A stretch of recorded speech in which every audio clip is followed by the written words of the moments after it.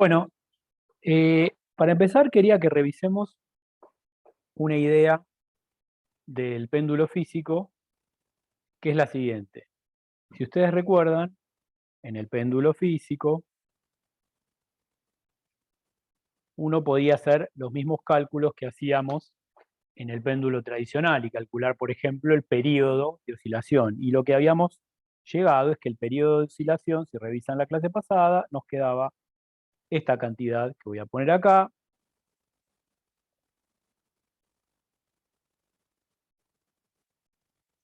en donde si nosotros teníamos un objeto cualquiera que estaba pendulando, y este era el centro de masa, esta distancia hasta el centro de masa era la distancia r que aparece acá abajo. Y 0 era el momento de inercia respecto del punto O, ¿verdad? Bueno, ahora la pregunta es, esto debería reducirse al problema del péndulo tradicional cuando uno lo convierte no en un cuerpo rígido, sino en un objeto puntual ubicado a una dada distancia. Y la pregunta es, ¿cómo hacemos para convertir esto en un cuerpo rígido, este cuerpo rígido en una masa puntual ubicada a una cierta distancia? Claro, m es la masa total del cuerpo rígido, exactamente. Así es, Iván. Entonces, ¿cómo haríamos para convertir esto en una masa puntual, en un objeto que se comporte como una masa puntual? Bueno, es sencillo, lo que podemos hacer es decir, el centro de masa es el punto que nos describe la dinámica como si toda la masa estuviera concentrada en él. Entonces, lo que podríamos pensar es, ¿esto será parecido de alguna manera o habrá alguna analogía entre esto y esto otro? Con una masa puntual de valor m. Fíjense que la respuesta es bastante sencilla, porque supongamos que esa masa está ubicada a una distancia r, dada por el hilito que tenemos acá. Si yo tuviera que calcular el momento de inercia respecto de este punto O, que está ubicado ahí, en este lugar. ¿No se ve lo de más abajo? Ah, disculpen. A ver, ahí se ve. Ahí sí, ahí está. Perfecto. Si yo tengo que calcular el momento de inercia de un objeto puntual, o sea, un objeto puntual es el caso más simple de un sistema de partículas, es un sistema de una sola partícula. ¿Cuál sería el momento de inercia de esta única partícula que tenemos ahí? Bueno, según lo que yo tenía entendido, el momento de inercia es la masa del objeto multiplicada por la distancia al cuadrado hasta el centro de momento. La distancia al cuadrado es r, ¿sí? Entonces fíjense que lo que me queda es que el período, si esto lo consideramos como un cuerpo rígido, me quedaría 2pi por la raíz del momento de inercia, que tiene que ser m por r cuadrado, tengo una sola partícula, ya está, dividido r por m por g. Y si miramos esto, r se me va con el cuadrado, la masa se me va con la masa, y esto me queda 2pi la raíz de r sobre g. ¿Les recuerda a algo esto? O sea, este es el periodo de un péndulo normal. Es el periodo de un péndulo normal de longitud r. Acá lo que había es L sobre G. O sea, y es lógico que nos pase eso. Obviamente tenía que pasar eso. ¿Por qué? Porque finalmente, si nosotros tuviéramos este objeto y lo queremos tratar como un cuerpo rígido, podemos hacerlo. Es un cuerpo rígido que tiene, como nosotros lo pensamos, el péndulo es un cuerpo rígido, porque era una soga inextensible que además no se doblaba, ¿no? Uno podría pensar que la soga es flexible y eso sería un problema. Pero pensándolo como que la soga no se dobla, esto es un cuerpo rígido que tiene una sola masa puntual ubicada lejos de este punto, pero la distancia entre estos dos puntos se mantiene constante todo el tiempo, o sea que cumple la condición de rigidez. Dado que cumple la condición de rigidez, si calculamos su momento de inercia, vemos que efectivamente nos da el periodo del péndulo. O sea que el caso del péndulo puntual es un caso particular del caso del péndulo físico. El péndulo físico es un problema más general, si se quiere. ¿Está bien? Y eso nos va a pasar con casi cualquier objeto que nosotros tratemos desde el punto de vista de cuerpo rígido. Si nosotros le empezamos a simplificar todo, lo hacemos puntual, lo convertimos en partículas puntuales o en una partícula puntual, deberíamos encontrar como límite la dinámica de las masas puntuales que ya estudiamos en la primera parte. ¿Está bien? Bueno, nos queda un problema más. No sé cuánto me va a llevar, capaz que hoy terminamos temprano. Siempre que digo eso, terminamos cada vez más tarde. Pero no importa, es un problema más que vamos a mirar, que ya hablamos sobre ese problema. No lo digo más. Entonces, ya lo dije. Bueno, el problema que vamos a ver, ya hablamos sobre ese problema, es el de la dinámica de la rodadura. Nosotros hablamos del problema de rodadura, se los recuerdo. Lo llamábamos también girar sin deslizar. Cuando nosotros tenemos una superficie y tenemos un objeto, que puede ser un rodillo, un cilindro de alguna magnitud, y ese objeto avanza de tal manera que está en contacto con la superficie, para no deslizar, este objeto tiene que realizar una rotación. Era el caso más simple en el que podíamos pensar que teníamos una rotación y una traslación. O sea, el objeto va haciendo este movimiento y va avanzando en esta dirección, apoyado sobre la superficie. Este punto, al que llamábamos O, instantáneamente, mientras estaba en contacto con la superficie, tenía velocidad igual a 0. Esa era la definición de rodadura. Teníamos un punto en contacto con la superficie y ese punto tenía velocidad igual a 0. Y nosotros la podíamos relacionar con la velocidad del centro de masa, etc. Y eso es lo que vamos a hacer hoy. Vamos a describirlo, pero desde el punto de vista dinámico. Esto lo vimos desde el punto de vista cinemático. Solamente hicimos la descripción del movimiento de rodadura y hoy lo vamos a ver como dinámica de la rodadura. Entonces, para hacer eso, pongámoslo en una situación dinámica. El caso más sencillo de problema dinámico que vimos todos, que vieron ustedes en el curso, es el de plano inclinado. El plano inclinado nos da una condición en donde el objeto va a ser acelerado y vamos a estudiar entonces un plano inclinado con un rodillo que realiza un movimiento de tipo rodadura, o sea, algo así. ¿Sí?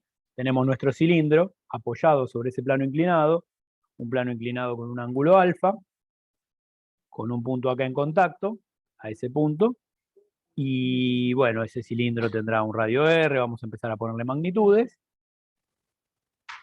y lo que tenemos que hacer entonces ahora es escribir todas las ecuaciones dinámicas que recuerden. Dado que es un problema de cuerpo rígido, la dinámica va a comprender dos partes. La dinámica de la traslación y la dinámica de la rotación. En la dinámica de la traslación, la ecuación de Newton, la típica. La suma de las fuerzas tiene que ser igual a la masa por la aceleración del centro de masa. En el caso de la rotación, lo que tenemos que hacer es primero elegir un centro de momentos, que ahí vamos a pensar un poquito qué nos conviene, y escribir la suma de momentos de todas las fuerzas e igualarla al momento de inercia respecto de este centro de momentos multiplicado por la aceleración angular. O sea, tenemos que hacer las dos ecuaciones, ¿no? Para esto nos queda que la suma de fuerzas es igual a la masa por la aceleración del centro de masa y que la suma de momentos respecto del punto O, me olvido de poner externos, pero ustedes supongo que lo recordarán, es igual al momento de inercia respecto del punto O multiplicado por la aceleración angular. Bueno, analicemos ese problema, hagamos nuestro diagrama de cuerpo libre y todo, y veamos qué fuerzas están actuando sobre este sistema. Es un sistema tremendamente simple. La primera fuerza que aparece, por supuesto, es el peso. El peso apunta hacia el centro de la Tierra, no hay ninguna duda. El objeto está apoyado sobre una superficie, así que hay una fuerza de contacto, que es la fuerza normal, que es perpendicular a esa superficie, como su nombre lo dice. Y finalmente hay una más que no puede faltar, que en el movimiento de rodadura tiene que existir siempre. ¿Qué fuerza es la que me está faltando? El rozamiento. Si no existiera fuerza de rozamiento, no podría haber movimiento de rodadura. Y de hecho, uno puede decir más. ¿Es rozamiento de qué tipo?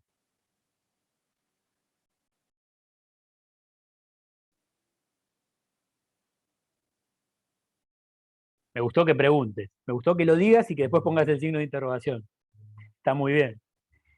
Fíjate, si este punto está quieto, ¿qué tipo de rozamiento vamos a tener? Estático, ¿no? Porque Es no tiene estático. Es estático, exactamente. Es lo que llamaríamos fuerza de rozamiento estático, porque el punto no desliza. ¿Sí? Más allá de cómo lo calculemos después, va a ser rozamiento estático. El objeto se mueve, avanza de una manera, pero el rozamiento ese es un rozamiento estático. ¿Ok? Eso va a ser importante. Bueno, entonces, ahora que sabemos cuáles son las fuerzas, definamos nuestro sistema de coordenadas, que como siempre vamos a poner un Y que apunta perpendicularmente a la superficie, un X que lo ponemos en la dirección. Sí, es antiintuitivo, claro que sí. O sea, uno tiene que pensar el problema desde el punto de vista de que está realizando un movimiento particular. Fíjate que me detengo un poquito en esto. Si fuera rozamiento dinámico, entonces no sería tan fácil relacionar la velocidad del centro de masa con el radio, por ejemplo, cosa que era la condición de rodadura que vamos a escribir ahora. Porque el hecho de que este punto esté a velocidad cero me deja muy fácilmente la relación entre la velocidad angular, la velocidad del centro de masa y el radio. Ahora la vamos a recordar. Bueno, hasta acá, claro, ¿no? Tenemos la normal completamente contenida en I, la fuerza de rozamiento completamente contenida en X, y el peso, que lo vamos a tener que descomponer como siempre en X y en Y. Bueno, hagamos eso.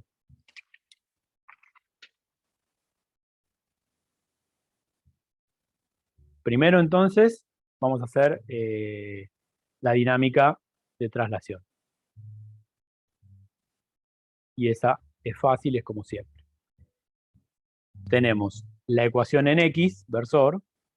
En X versor tenemos el peso, componente X, que es M por G por el seno de alfa, menos la fuerza de rozamiento estática, y eso es igual a la masa por la aceleración del centro. ¿Sí? Esa es la ecuación en el eje X. En el eje Y, como siempre, tenemos la normal, que es positiva, y tenemos el peso, que tiene su componente negativa, que va con el coseno del ángulo de inclinación. Y esto es igual a cero. Estas dos fuerzas están equilibradas. No me voy a meter mucho en esto, ya lo hicimos infinitas veces. Ahora, fíjense, acá no puedo poner mu por la normal. Eso me da una incógnita más. ¿Sí? Yo antes, si me daban el mu de las dos superficies, yo podía decir, bueno, saco la normal de acá, calculo y voy para allá. Ahora no lo puedo hacer. O sea que esto va a ser otra incógnita. Es medio lo mismo que decir que el mu es una incógnita, no es nada raro. Si a mí no me dan el mu, yo tampoco podría hacer esa cuenta. Y estoy un poquito diciendo eso. ¿Está bien? Fíjense que al ser fuerza de rozamiento estática, además, no va a ser constante, no es necesariamente constante. Solamente la máxima es la que conozco, no conozco otra.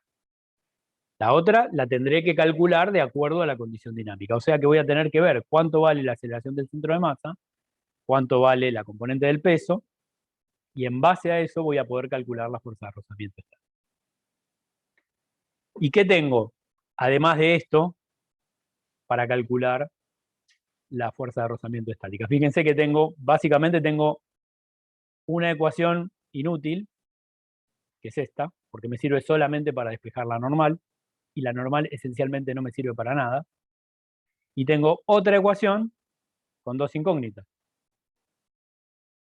Pero claro, tengo dos cosas más. Tengo la ecuación de momentos, y además tengo la condición de rodadura. Primero vamos a la condición de rodadura para recordar lo que habíamos visto aquella vez. Fíjense que la condición de rodadura lo que nos decía era esto. Era básicamente que si yo tenía al punto O tal que la velocidad de O era igual a 0, entonces yo podía escribir que la velocidad del centro de masa, claro, la aceleración también es incógnita, sí, es la incógnita dinámica, digamos. Yo no estoy dando la aceleración. Bueno, la condición de rodadura me decía básicamente que la velocidad del centro de masa, para cualquier cuerpo rígido yo puedo calcular la velocidad del centro de masa como la velocidad de un punto O más omega multiplicado por el R hasta ese punto O desde el centro de masa. Pero como la velocidad de O es 0, yo puedo hacer que esto sea directamente y escribirla así, como omega por, bueno, R del centro de masa menos RO, lo ponemos así. ¿Se llega a ver ahí? Quedó medio jugado. Pero esa sería la distancia entre el centro de masa, la diferencia entre el vector hasta el centro de masa y el vector hasta el punto O. ¿Sí? Esto básicamente R hacia arriba. ¿Sí? Si yo tengo mi objeto así, el punto O está acá, el centro de masa está acá, y esto sería R del centro de masa menos RO. O sea que esto es igual a R en inversor. ¿Está bien? ¿Estamos bien hasta ahí? Bien. Bueno. Ahora tenemos entonces una relación entre la velocidad angular y la velocidad tangencial, que es la velocidad, la velocidad del centro de masa. Y nos falta la dinámica de la rotación.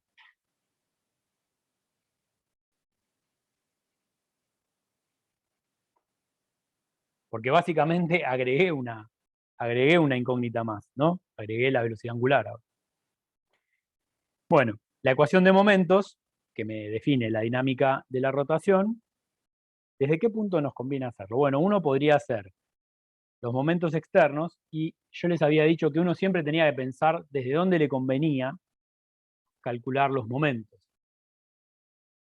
El centro de masa era un buen punto, pero en realidad cualquier punto del cuerpo rígido servía como centro de momentos.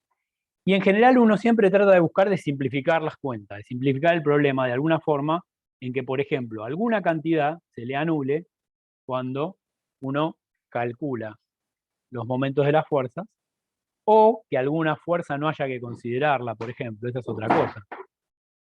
Por ejemplo, si yo me paro en el centro de masa, la normal y el peso no hacen momentos. Por definición, porque están aplicadas sobre el centro de masa. Pero la fuerza de rozamiento sí. Y es una sola, entonces uno por ahí está tentado y dice, bueno, ahí tengo una sola fuerza que hace momentos. Pero tengo un problema. La fuerza de rozamiento no la conozco. Por otro lado, la normal y el peso, tengo dos ventajas. Una, la normal es central, ¿sí? Porque está aplicada, si vamos al dibujito, la normal está aplicada en la misma dirección que el vector que va desde el punto O hasta el centro de masa. O sea que la única fuerza que haría momentos, si yo me paro en el punto O, sería una componente del peso, la componente que está en la dirección de movimiento. La dirección en la que está en la dirección Y no hace movimiento, porque también es central. Y la otra ventaja es que el punto O tiene velocidad cero, o sea que puedo ignorar la parte del punto O. Ok, dado que entonces tengo que las fuerzas que realizan momento respecto del punto O las conozco todas y son poquitas las que hacen momento, me va a convenir, y además que la velocidad del punto O es cero, me va a convenir utilizar al punto O como centro de momentos. ¿Eso quiere decir que no puedo usar el centro de masa? No, no quiere decir eso. Si uso el centro de masa, voy a tener que meter a la fuerza de rozamiento. Y voy a tener que hacer un paso más, porque voy a tener que usar la otra ecuación para despejar la fuerza de rozamiento en función del peso y ver cómo encontrarla en esa ecuación. Lo puedo hacer y me tendría que dar lo mismo que me va a dar ahora cuando yo resuelva el problema respecto del centro respecto del punto O. Perdón. Bueno, dado que ya tenemos elegido el centro de momentos, ahora calculemos los momentos de la fuerza respecto del punto O. Bueno, la fuerza está aplicada sobre el centro de masa. O sea que acá tengo que poner el R, que va desde el punto O hasta el centro de masa. Y eso ya lo vimos, es esto. ¿Verdad? Y eso lo tengo que multiplicar por las fuerzas que realizan momentos. Y como dijimos antes, la única que realiza momento, yo puedo poner el peso completo. La normal ya sé que no realiza momento porque es central. La normal está en I, y un producto vectorial de algo que está en I por algo que está en I me va a dar Z. Así que la normal ya sé que no realiza momento. Yo podría incluir todo el peso acá. Podría poner M por G por el seno de alfa en X versor más el coseno de alfa en Y versor y calcular el producto vectorial de estas dos. Pero de vuelta, lo que está en I con lo que está en I se me va a cancelar. Solo va a sobrevivir lo que está en Y con lo que está en X. Y si hacemos esa cuenta, me queda que el momento de las fuerzas externas respecto del punto O va a ser, fíjense, me queda R por M por G por el seno de alfa.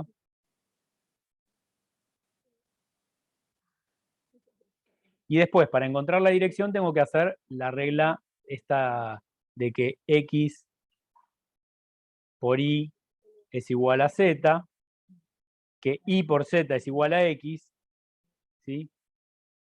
Y que Z por X es igual a Y. En este caso tengo Y por X, justo está al revés de esto.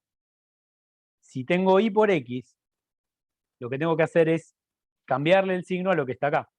Si X por Y me da en Z, Y por X me da en menos Z. Exactamente. Muy bien, Tobias. Y ahí tenemos. ¿Sí? Tenemos que... Y fíjense que, ¿recuerdan la regla de la mano derecha? Si yo tengo que X apunta para acá e Y apunta para acá, una terna que sigue la regla de la mano derecha me dice que Z tiene que apuntar hacia arriba, ¿sí? En mi pulgar. O sea que Z apuntaría así, para arriba.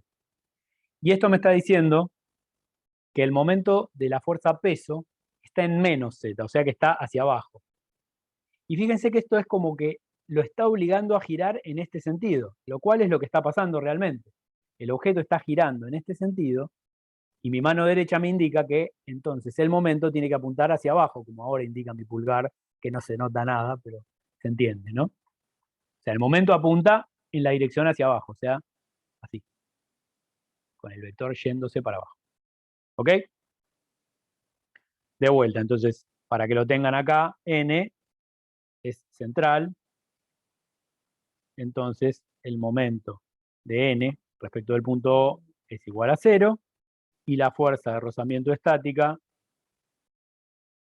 está aplicada en O,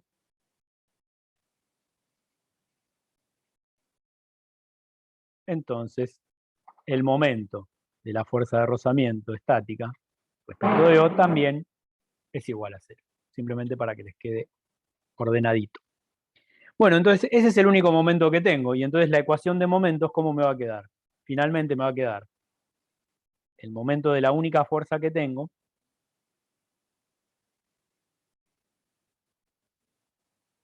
tiene que ser igual al momento de inercia, ¿respecto de qué punto? Respecto del mismo centro de momentos, o por la aceleración angular. O sea que tengo otra ecuación, pero metí otra incógnita. Al gamma no aparecía antes. ¿Qué hacemos? O sea, tenemos tres incógnitas. Tenemos gamma, tenemos la aceleración del centro de masa y tenemos la fuerza de rozamiento. ¿Y cuántas ecuaciones tenemos? La de Newton, La de Tres. momentos. Claro, tenemos la tercera, que es la condición de rodadura. La condición de rodadura, formalmente, es un caso especial de la condición de rigidez. Pero si yo derivo la condición de rodadura, fíjense, vuelvo para atrás un cachito. Si yo derivo esta condición de rodadura que tengo acá, fíjense, el término del radio no se deriva porque es constante, ¿sí? Siempre se mantiene a distancia r en la dirección y. Ese no se deriva. Lo único que se deriva son este punto y este punto. O sea que esto me dice que la aceleración del centro de masa tiene que ser igual a la aceleración angular multiplicado por r inverso. ¿Sí? O sea que en realidad con esta ecuación ya tengo una relación entre la aceleración del centro de masa y gamma que me permite conectar la ecuación de Newton, esta, con la ecuación de momentos que acabo de encontrar. ¿Quedó claro para todos eso? Sí. Excelente. Si a alguien le surge la duda, escríbalo, o dígalo, o grite, y lo repito. Nadie. Bien. Entonces, tenemos la ecuación, de ahí podemos despejar, si quieren, de ahí uno puede despejar directamente cuánto vale la aceleración angular y utilizarla para calcular todo lo demás. Y ya el problema está casi resuelto.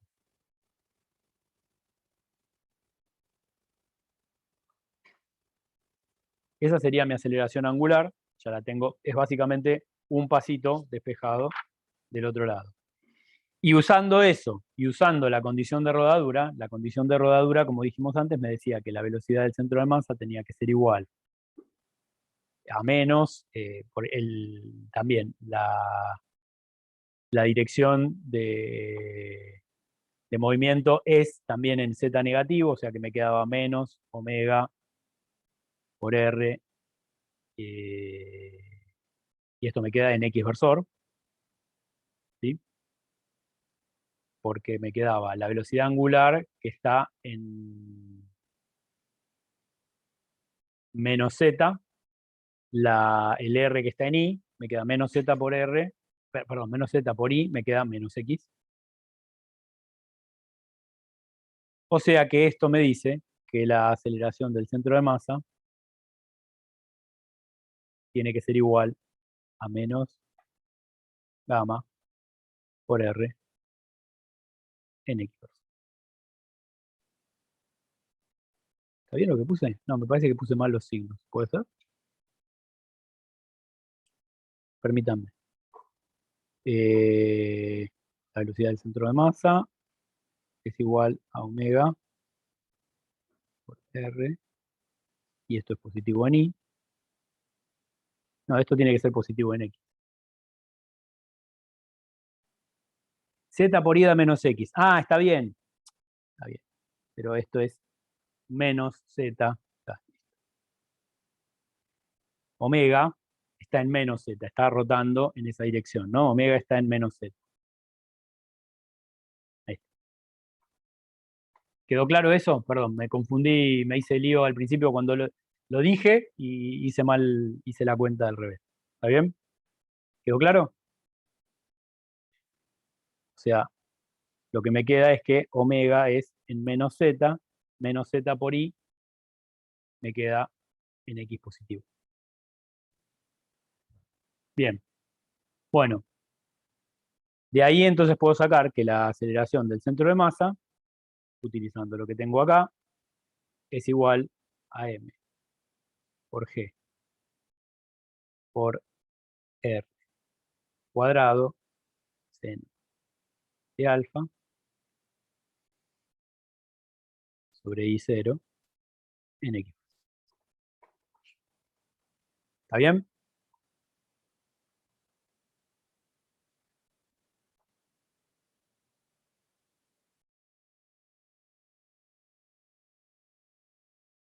No, el momento, en realidad, ¿sabes qué?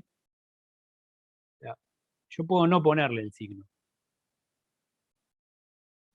yo lo que hice fue saber, decir, yo sé hacia dónde está girando, puedo no ponerle el signo. Lo que puedo hacer es directamente dejarlo sin el signo, y de hecho, el menos que me quedaba a mí con el menos que está acá, me va a terminar dando positivo. ¿Sí? Me parece que los mareé un poco con eso, ¿puede ser? A ver.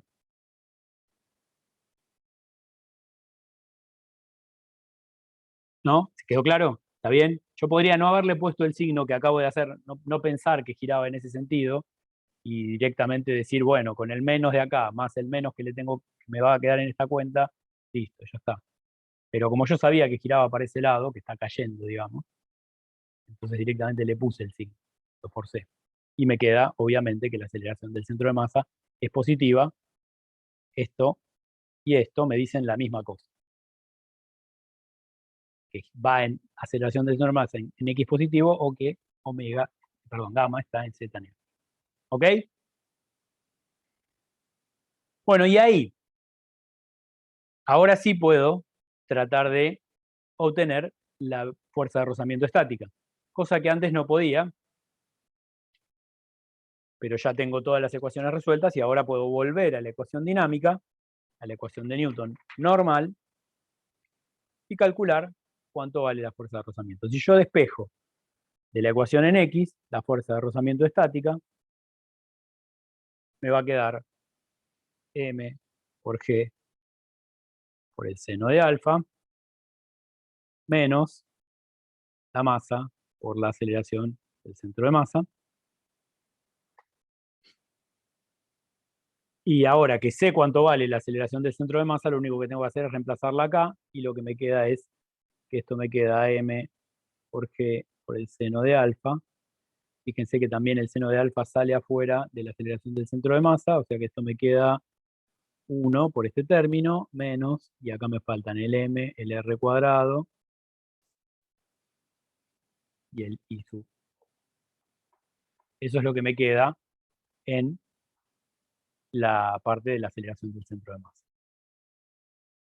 Uno puede también decir, bueno, esto es un cilindro. Yo sé lo que vale el momento de inercia de un cilindro. ¿Se acuerdan? El momento de inercia de un cilindro, yo no me lo acuerdo. Era mr cuadrado sobre 2 o algo así.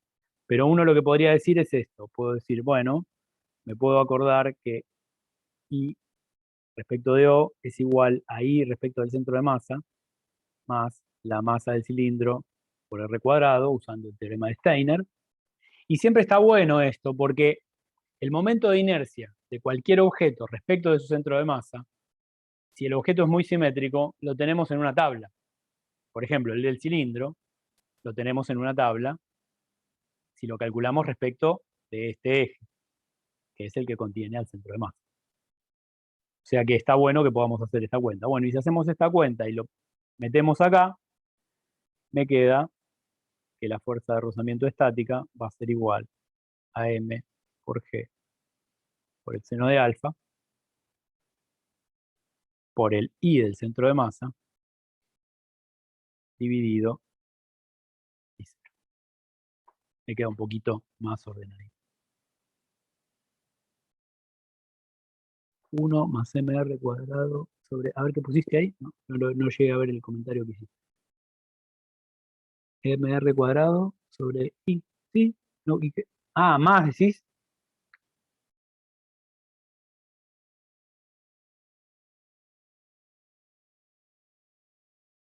Sí, más. ¿Por qué puse menos? A ver, para.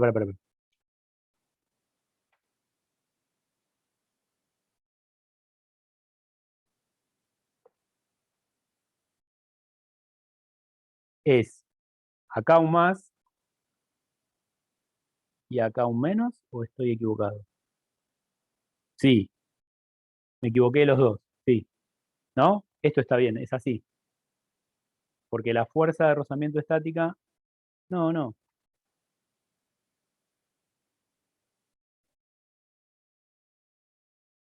No, estaba bien como lo puse. Fíjate que la fuerza de rozamiento estática apunta en X negativo. Vamos a la ecuación de Newton. Revisemos la ecuación de Newton, así vemos bien qué es lo que quedaba, porque de ahí se va a ver. ¿Dónde estábamos? Acá. La ecuación de Newton era esta. Acá. Fíjate, lo que hice yo ahí es pasar la fuerza de rozamiento para acá y la masa por la aceleración del centro de masa para acá, que acá dicho sea de paso puse 2 masas ahí. ¿Está bien? O sea que me queda fuerza de rozamiento estática igual a mg seno menos m por la aceleración del centro de masa. ¿Está bien? De acá lo despejé. ¿Sí? ¿Queda claro? Perfecto. Sí, sí. No era. Bueno, para que encuentro lo que dejamos. Bueno, y la fuerza de rozamiento estática, entonces les queda puesto que está acá. Y uno puede ir un poquito más allá y encontrar, por ejemplo, la condición que se tiene que cumplir para que el cuerpo no deslice. Y ahí sí tenemos que usar lo que sabemos de la fuerza de rozamiento estática. Uno dice, porque fíjense, uno tiene ese cilindro, uno va inclinando el plano y el cilindro va a empezar a caer. Ahora, si yo lo inclino mucho de repente, el cilindro por ahí no tiene tiempo de empezar a caer porque desliza antes de empezar a rotar. No tiene tiempo de empezar la rodadura si yo voy muy rápido, por ejemplo. ¿Y por qué pasa eso? Pasa, escucho, Lautaro, a ver si lo vas a decir. Porque el seno de alfa por el momento del centro de masa es mayor que el momento de inercia del centro de rotación. En del realidad que centro el simultáneo. momento de la fuerza de rozamiento, no comparás momentos con momentos de inercia. El momento de inercia es un escalar. Lo que tenés que vencer es al momento de la fuerza de rozamiento. Claro, pero la I era, ¿cómo se llamaba? Tal vez me equivoqué el nombre. El I sub CM. Es el momento de inercia respecto del centro de masa. Pero no es un... Claro, yo lo que decía es que el seno de alfa por el momento de inercia respecto del centro de masa es mayor que el momento de inercia respecto de O. Eso... Tal vez lo dije mal. Pero...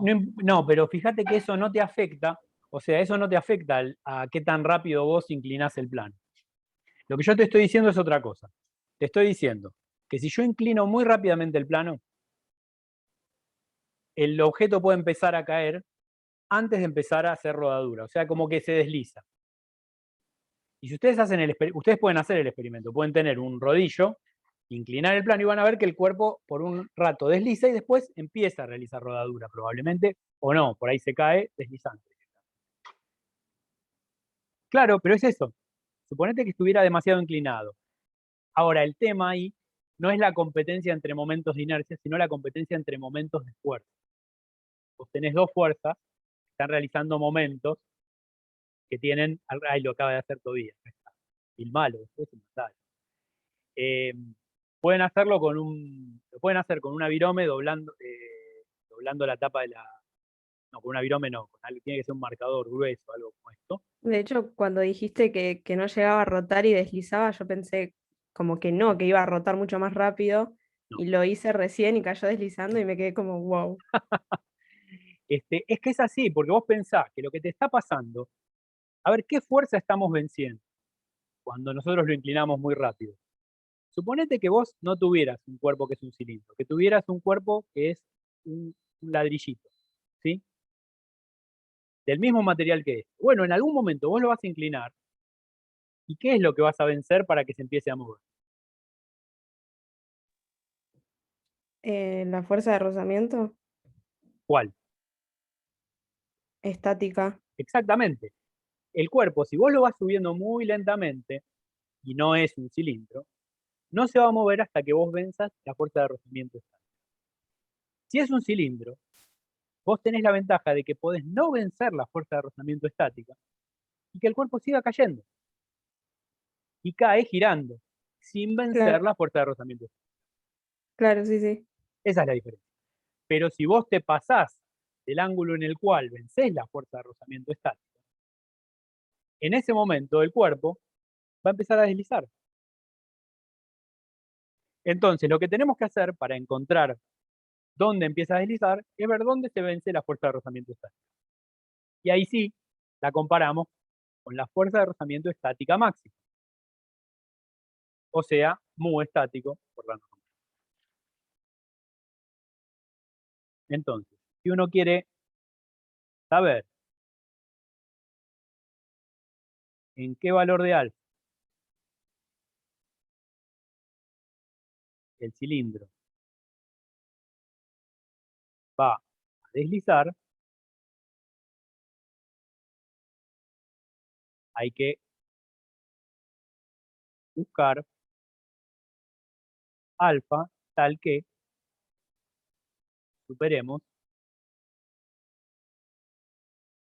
la fuerza de rozamiento estática máxima, que nosotros la calculábamos como mu estático por la normal. Por supuesto, ahí sí nos tienen que dar ese dato. Tienen que dar el dato del mu estático. Sin el dato del mu estático tampoco podemos hacer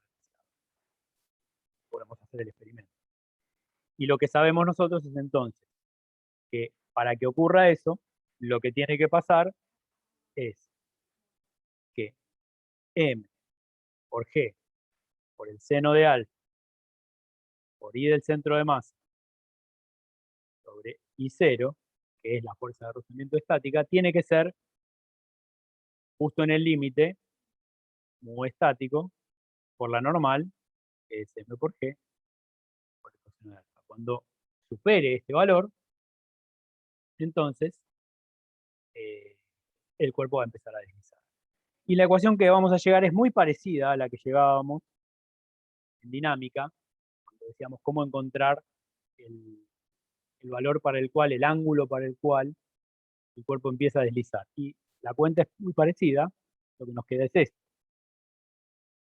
que la tangente de alfa, para que no deslice, tiene que ser menor o igual mu estático por I o sobre I del centro de masa. ¿Se acuerdan cuánto nos daba este resultado para un objeto puntual? Para un objeto cualquiera al que tratábamos como puntual. No se tienen que acordar, pero por ahí mirando esto se acuerdan.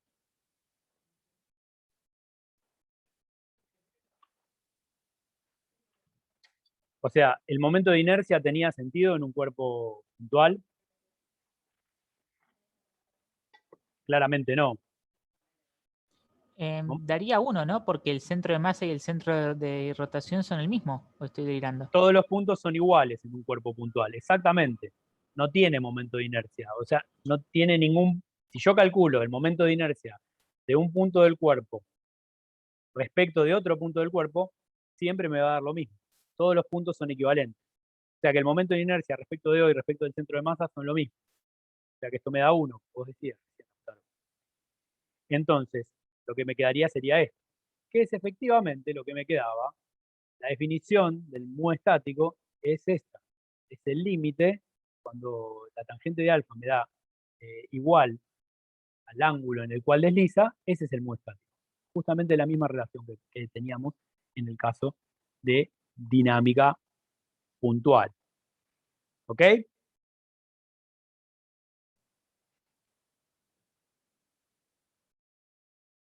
Buenísimo. Bueno, entonces, me queda muy poquito y me parece que es mejor que se los dé directamente y en todo caso, si después les surgen dudas, yo me quedo un ratito más y las evacuamos. Pero me queda ahora verlo desde el punto de vista energético y no es realmente muy largo. ¿Me permiten un segundo que me están hablando acá desde Cucaracha? Aguántenme un cachito.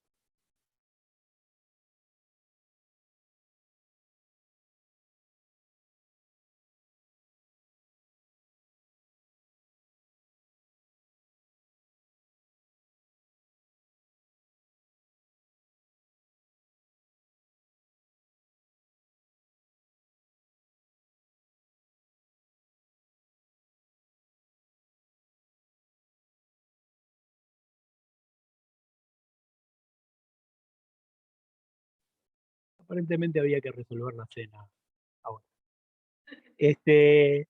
¿Para qué bajé el volumen, no? Digo, hubiera hablado y listo. Bueno, les decía, me quedan 10, 15 minutos más. Seguimos ahora y cerramos. Y así ¿Conservamos el envión o están muy cansados? ¿Prefieren descansar 10 minutos y después hacemos? En realidad el problema es que no sabemos si podemos salir a comprar queso rallado. Hay pasta. Voy a ver si puedo. ¿Ustedes saben si se puede salir hoy? Que yo tenga Entiendo que sí. entendido, sí. Sí. Dicen que sí. Listo, entonces no era. Ahí está. Cortamos a la hora que yo pueda ir a comprar queso rallado. Bueno, entonces seguimos un cachito más y vamos a ver el problema desde el punto. Ya, esto ya es un caos. Ya me hablan mientras estoy hablando. Bueno, entonces, me distrae. Vamos a ver el problema desde el punto de vista energético. Es así, es todo muy, muy improvisado. ¿Cómo se ve el problema desde el punto de vista energético? Fíjense una cosa. Lo primero que uno tiene que pensar para estudiar un problema desde el punto de vista energético es si sabe algo sobre la conservación de la energía.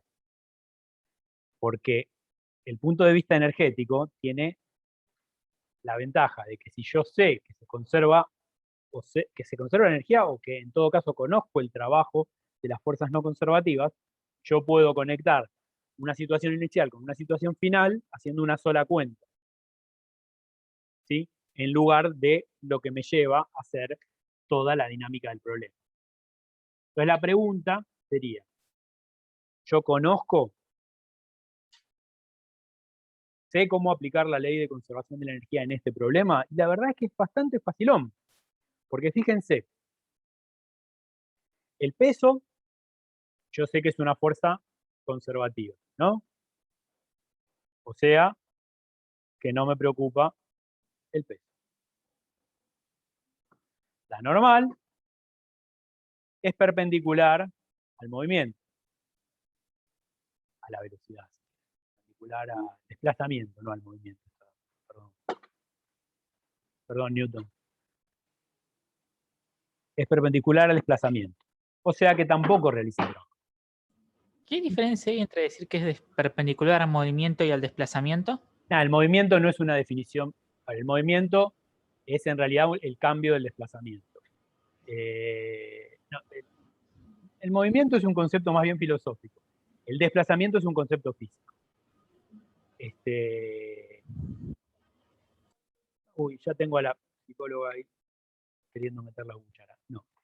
El desplazamiento es el cambio de la posición, ¿sí? Es un concepto vectorial. Nosotros para calcular el trabajo necesitamos saber el desplazamiento como vector y la fuerza, ¿sí?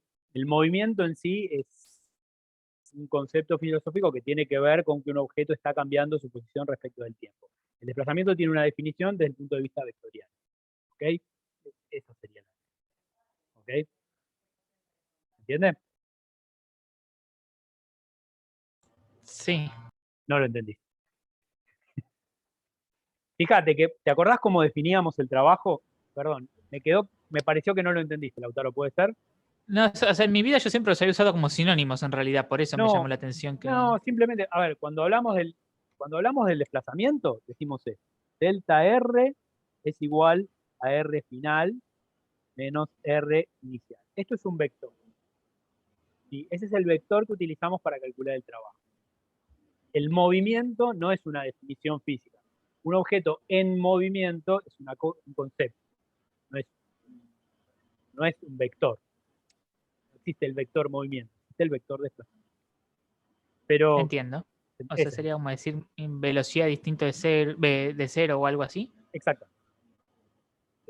Un objeto que tiene velocidad distinta de cero está en movimiento. ¿Está bien? Sí.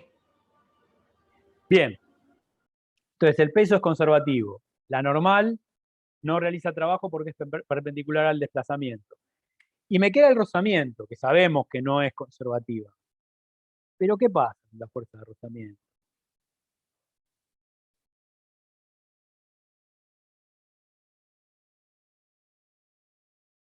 No sé si los estoy ayudando. Estática. Es estática. ¡Wow! ¿Cómo te diste cuenta? Bien. Es estático. O sea, el punto donde yo estoy aplicando la fuerza de rozamiento no se mueve, no se desplaza. Si yo calculo el desplazamiento de ese punto, y ahora me importa porque es un cuerpo rígido, no todos los cuerpos, no todos los puntos realizan realizan el mismo desplazamiento. Para relacionar el desplazamiento de un punto con el otro punto, yo necesito hacer alguna cuenta que viene dada por la condición de rigidez. En este caso, evidenciada en la condición de rodadura. En particular, el punto donde está aplicada la fuerza de rozamiento no tiene velocidad, no se desplaza, no hay desplazamiento. Entonces, ¿cuál es el trabajo que hace la fuerza de rozamiento? Es el mismo trabajo que haría la fuerza de rozamiento estático en un cuerpo puntual.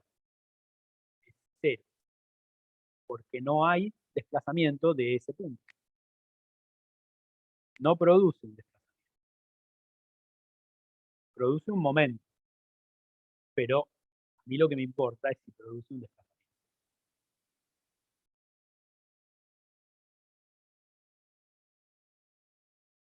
Lo puse abreviado. Entonces, ¿cuánto vale el trabajo de la fuerza de rozamiento estática? Lo mismo que vale el trabajo de la fuerza de rozamiento estática en un problema puntual. El trabajo de la fuerza de rozamiento estático es igual a 0. No realiza trabajo. Entonces, conservativa, perpendicular, no realiza trabajo. Listo. Eso me dice que la energía mecánica es constante. Y ahí sí, el punto de vista energético tiene sentido utilizarlo. Porque si yo sé que la energía es constante, lo único que tengo que hacer es calcular la energía al principio y al final, y listo. Y puedo relacionar los puntos que yo quiera y encontrar la relación que yo busco. Entonces vamos a plantear el problema desde el punto de vista energético, utilizando. Para plantearlo, recuerden, uno siempre tiene que pensar el movimiento de estos objetos como una traslación más una rotación. Y en este caso tengo una traslación del centro de masa con la velocidad del centro de masa, sea cual sea, que va cambiando con el tiempo, y una rotación alrededor del centro de masa. ¿Sí? De esta manera voy a pensar el movimiento de mi cuerpo rígido. Si lo pienso de esta manera, lo que me va a quedar es que la energía mecánica va a tener que ser la energía cinética de rotación, perdón, de traslación, más la energía cinética de rotación alrededor del centro de masa. Y eso se escribe como un medio del momento de inercia respecto del centro de masa por la velocidad angular de rotación. Y a esto le tengo que sumar la energía potencial, porque el objeto va cayendo por un plano inclinado, y eso es igual a m por g por la altura del centro de masa. ¿Sí? ¿Está bien? No lo voy a resolver. Ustedes ya tienen escrito esto y con esto podrían calcular lo que quieran, cuánto vale la velocidad al principio. Acuérdense que acá va la condición de rodadura, o sea que ustedes podrían decir que la velocidad del centro de masa la pueden escribir como R por omega, y acá tienen una relación que les permite escribir estas dos cosas en función de una sola variable, o bien en función de omega o en función de la velocidad del centro de masa. La altura la calculan desde el punto que a ustedes les parezca, como siempre, definen el cero de potencial donde a ustedes les convenga, eso no hay problema. Ahora, yo dije, vamos a verlo como una traslación del centro de masa con velocidad del centro de masa, más una rotación alrededor del centro de masa. ¿Y qué pasa si a mí se me ocurría, digo, no, pará, me acabas de decir que la velocidad del punto O es 0, mejor me paro en el punto O. ¿Podemos hacer eso? La respuesta es obviamente sí. Podemos pensarlo entonces de esta manera. Vamos a pensarlo como una traslación, y lo pongo entre comillas, del punto O, más una rotación alrededor del punto O. Pero el punto O tiene velocidad 0. O sea que esto es una rotación pura alrededor del punto O. Y la respuesta es sí, lo puedo hacer. No hay ningún problema. Obviamente, tiene que pasar que la energía calculada en A, la energía mecánica calculada en A, me tiene que dar lo mismo que la energía mecánica calculada en B. Yo se los voy a dejar como ejercicio esto, porque probablemente lo tengan en la práctica, pero les voy a dar todo lo que tienen que usar para calcularlo. Fíjense, primero les voy a escribir cómo se escribe la energía en el punto B. Y la energía en el punto B es mucho más fácil, como vimos recién. La energía mecánica del punto B tiene que ser un medio del momento de inercia por, acuérdense que la velocidad angular no dependía del punto que yo consideraba, era una característica del cuerpo rígido. El momento de inercia lo tengo que poner respecto del punto O, que es mi nuevo centro respecto del cual estoy mirando el problema. Y a esto le tengo que agregar la energía potencial gravitatoria, y esa siempre va a ser m por g por la altura del centro de masa, porque la energía potencial gravitatoria siempre está pensada como un objeto ubicado en el centro de masa, porque es el peso el que da origen a esta energía potencial. Y el peso está aplicado, es como si estuviera aplicado sobre el centro de masa.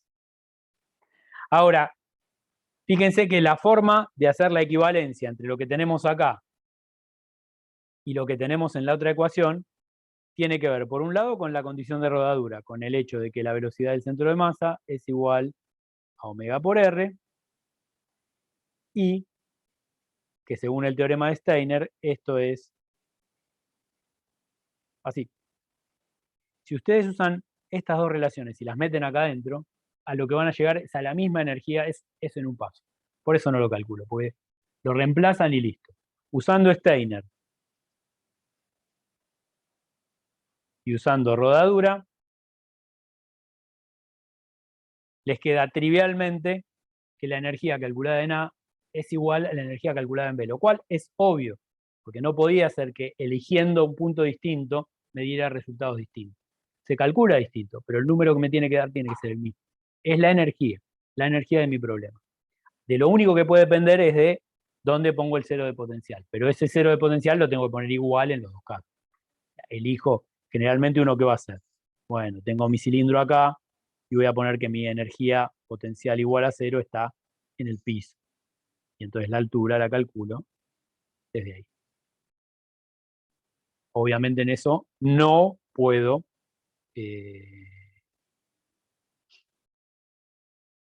cambiar el problema.